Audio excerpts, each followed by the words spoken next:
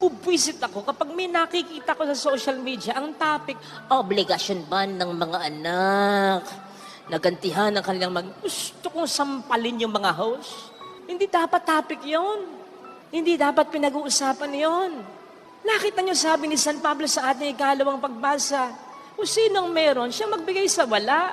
At kung yung wala, nagkaroon, yung meron nawalan, ikaw naman ang magbigay dun sa merong nawalan.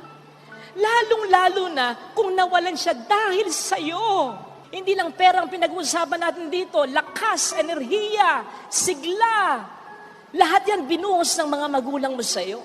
Kaya sila naubos, nawalan. Kaya ka nagkaroon. Baka po pwedeng habang sila naman ang nawawalan, tumatanda na, wala ng negosyo, wala ng trabaho. Ikaw naman, hindi ko sinasabing todo bigay, hindi. Ang sinasabi ko, huwag mong kakalimutan. Mag-alaga tayo ng buhay.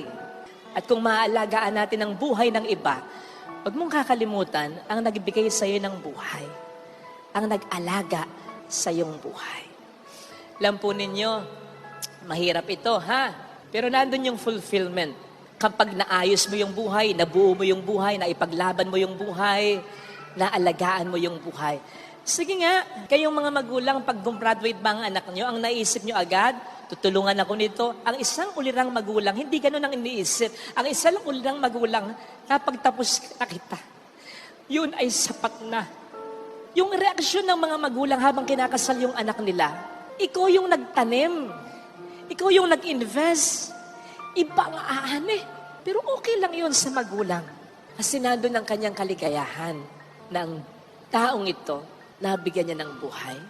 Therefore, bilang pagtanaw din naman ng utang na loob, huwag nating sasayangin ang ating buhay. At sabi ko nga, kung tayo makapagbibigay ng buhay sa iba, huwag nating kakalimutan ang mga nagbigay sa atin ng buhay.